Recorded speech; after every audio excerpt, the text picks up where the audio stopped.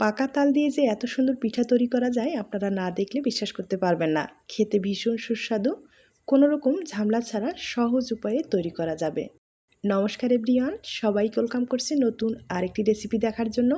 আশা করি আপনারা সবাই ভালো আছেন।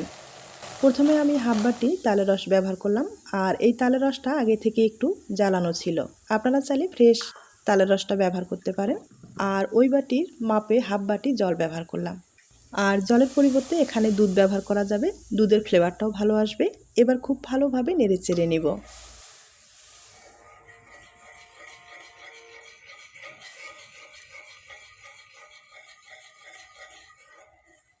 এবার এখানে স্বাদমতো লবণ ব্যবহার করব।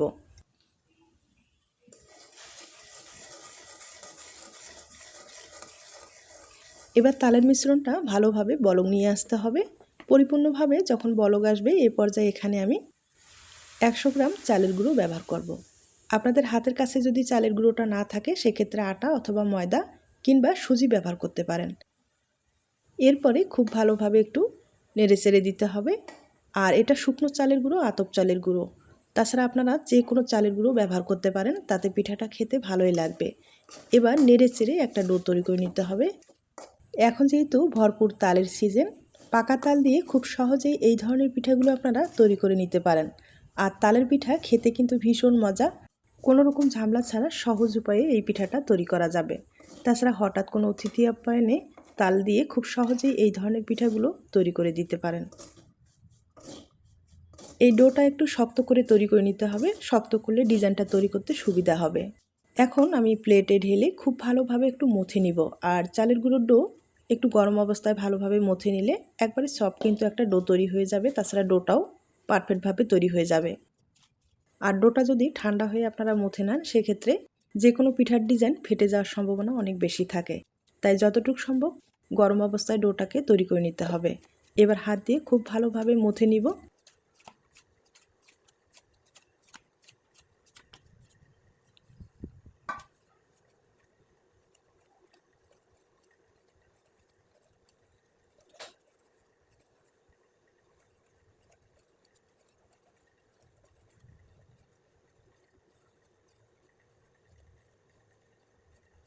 ডোটা আমি খুব ভালোভাবে তৈরি করে নিলাম। আর অবশ্যই ডোটা কিন্তু একটু ঢেকে রাখতে হবে। এবার পিঠার জন্য পুরটা রেডি করতে হবে। আর এখানে পুর হিসাবে ব্যবহার করব নারকেল এবং গুড়। এই নারকেল গুড় পুরটা খেতে কিন্তু ভীষণ ভালো লাগবে, যেহেতু তালের পিঠা।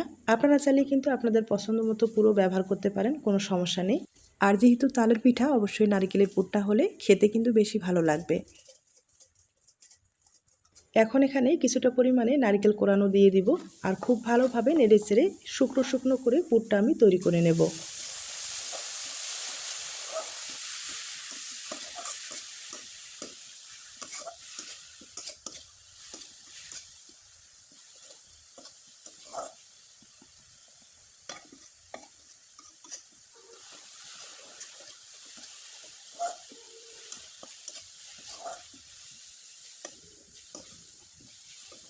নারকেলের পুরটা আমি খুব ভালোভাবে তৈরি করে নিলাম, একবারে শুকনো শুকনো করে তৈরি করে নিলাম। এবার আপনাদের পিঠার ডিজাইনটা তৈরি করে দেখিয়ে দিচ্ছি। ছোট্ট লিচি কেটে নিলাম আর হালকা একটু মথে নিতে হবে।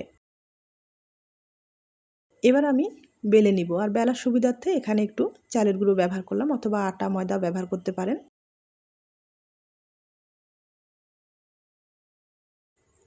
বেলে নেওয়ার পরে এখানে একটা কুকি কাটার দিয়ে আমি কেটে নিব। তবে গোল করেও কেটে নিতে পারেন, কোনো সমস্যা নেই। কেটে নেওয়ার বাড়তি অংশগুলো আবারও আমি ডো তৈরি করে এভাবে মথে নেওয়ার পরে বেলে নেব।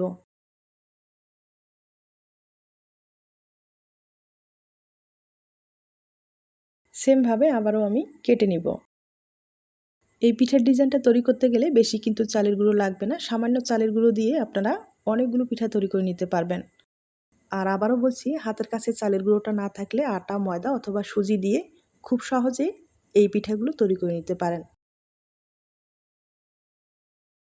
আমি ছোট ছোট করে গোল করে কেটে নিলাম। আর এগুলো দিয়ে পাতা শেপে কেটে নিব। এগুলো কিন্তু একটু পাতলা করে বেলে নিতে হবে। এরপরে গোল করে কেটে নেওয়ার পরে এভাবে খুব সহজেই কিন্তু পাতা শেপে কেটে নিতে পারেন।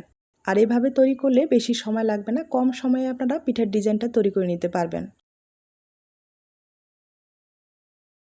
আপনাদের হাতের কাছে যদি কুকি কাটার না থাকে সেক্ষেত্রে যে কোনো বয়নের যে ঢাকনাগুলো আছে প্লাস্টিকের সেগুলো ব্যবহার করেও কেটে নিতে পারেন। আবারও কিছুটা ডো নিয়ে হাতের সাহায্যে এভাবে একটু গোল করে চওড়া করে নেব, আর এটাতে পুর ভরিয়ে নিতে হবে।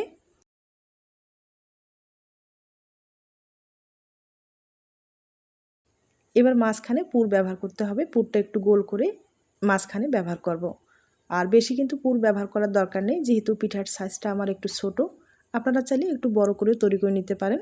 এবার হাতের সাহায্যে আবারও কিন্তু গোল করে তৈরি করে নিতে হবে।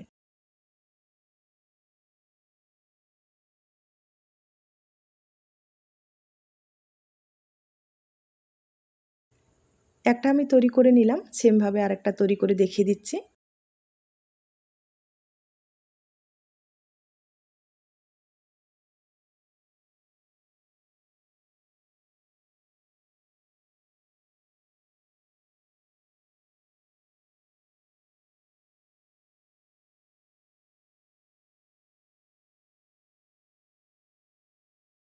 আমি আপনাদের দুইটা তৈরি করে দেখিয়ে দিলাম।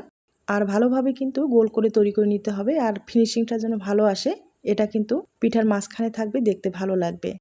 এরপরে একটা কাঠি দিয়ে এভাবে ডিজাইনটা তৈরি করে নেব।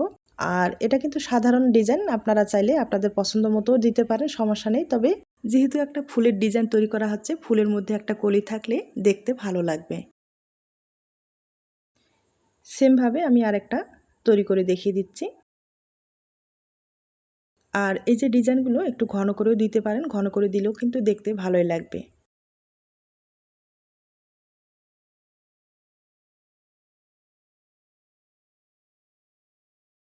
সবগুলো আমি রেডি করে নিলাম। এবার পুরোপুরি পিঠার ডিজাইনটা তৈরি করে নেব। আর এই ডিজাইনটা তৈরি করতে গেলে অবশ্যই একটা আটার পেস্ট লাগবে। আটার পেস্ট ছাড়া কিন্তু এগুলো খুব সহজেই ভাজার ক্ষেত্রে খুলে আসবে।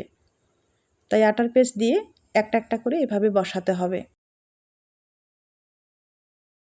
আর পাতাগুলো হালকা করে একটু আমি কাঠি দিয়ে দাগ দিয়ে দিলাম, তাহলে দেখতে কিন্তু ভালো লাগবে। তাছাড়া আপনারা কিন্তু এভাবেও দিতে পারেন, কোনো সমস্যা নেই। আর এখানে কিন্তু চাপ দিয়ে বসাবেন না, শুধু আটার পেস্ট দিয়ে হালকাভাবে বসালেই হয়ে যাবে।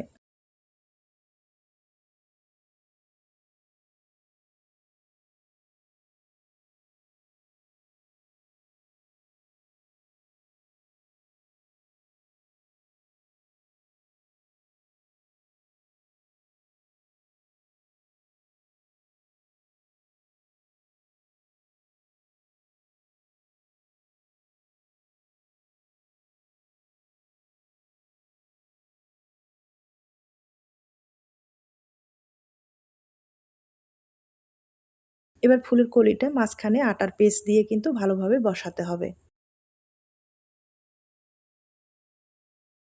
এভাবে বসালে পিঠার ডিজাইনটা দেখতে কিন্তু ভীষণ সুন্দর হয়। ক্যামেরায় কেমন দেখা যাচ্ছে জানি না, যদি আপনাদের পছন্দ হয়ে থাকে বাড়িতে ট্রাই করে দেখতে পারেন। দেখতেই পারছেন একবারে সাধারণ ডিজাইন, তবে দেখতে হয় অসাধারণ। আবারও বলছি, পছন্দ হলে বাড়িতে ট্রাই করে দেখতে পারেন। সেমভাবে আমি আরেকটা তৈরি করে দেখিয়ে দিচ্ছি।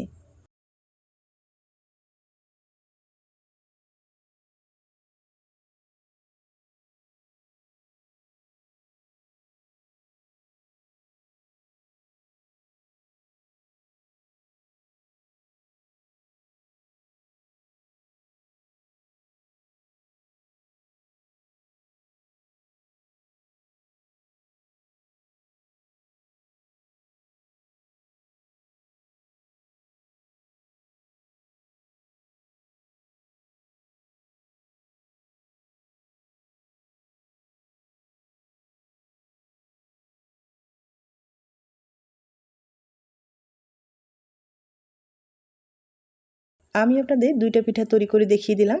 আর সামান্য পরিমাণে একটু ফুড কালার ব্যবহার করব উপরে, কিন্তু এভাবে দিলে পিঠাটা দেখতে ভালো লাগবে।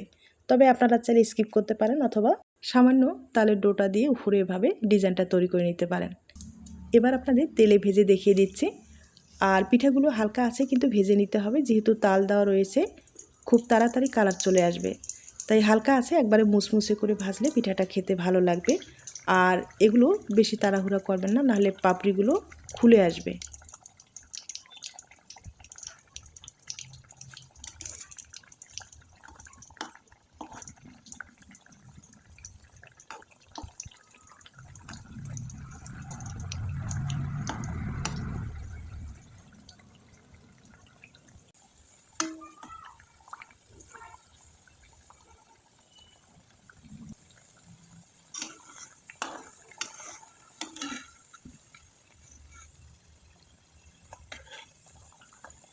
এই পিঠাগুলো হালকা আছে একটু সময় নিয়ে মুচমুচে করে ভাজলে পিঠাটা খেতে কিন্তু ভালো লাগবে।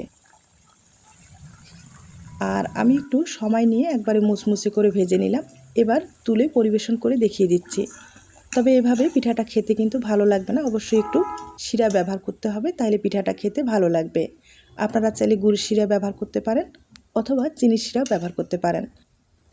আমি সামান্য পরিমাণের চিনি একটু শিরা তৈরি করে নিলাম, আর এই শিরাটা একটু ভালোভাবে জাল দিয়ে একটু ঘন করে নিলাম, তাহলে পিঠাটা খেতে কিন্তু ভালো লাগবে। তবে আপনারা চাইলে শিরাটা বাদ দিয়েও খেতে পারেন। চিনি শিরাটা আমি তৈরি করে নিলাম, এবার আপনাদের পরিবেশন করে দেখিয়ে দিচ্ছি। দেখতেই পারলেন কতটা সহজভাবে এই পিঠাগুলো তৈরি করা যায়। আর পাকা তালের পিঠা খেতে কিন্তু ভীষণ মজা, তাই ভরপুর তালের সিজনে অবশ্যই একবার হলো এই পদ্ধতিতে পিঠাটা তৈরি করে দেখবেন, দেখবেন খেতে ভীষণ সুস্বাদু হবে। আর আমি শিরাটা কিন্তু দিয়ে দিলাম, এবার আপনাদের ভেঙেও দেখিয়ে দেব। তার আগে ছোট্ট একটা রিকোয়েস্ট থাকবে, পিঠার এই রেসিপিটি আপনাদের কাছে যদি ভালো লেগে থাকে বা আপনার কোনো উপকারে আসতে পারে তাহলে একটা লাইক দিতে পারেন। দেখতেই পাচ্ছেন পিঠাটা কতটা মুচমুচে হয়েছে, যেমনই রসালো তেমনই কিন্তু মুচমুচে, খেতে লাগবে দুর্দান্ত। তাই দেরি না করে পাকা তাল দিয়ে খুব সহজেই এই ধরনের পিঠাগুলো আপনারা বানিয়ে নিতে পারেন। আজ তাহলে এ পর্যন্ত, নতুন কোনো রেসিপির সাথে আবার দেখা হবে। নতুন রেসিপির জন্য সবাইকে আমন্ত্রণ রইল। সবাই ভালো থাকবেন, সুস্থ থাকবেন এবং নিরাপদে থাকবেন। নমস্কার।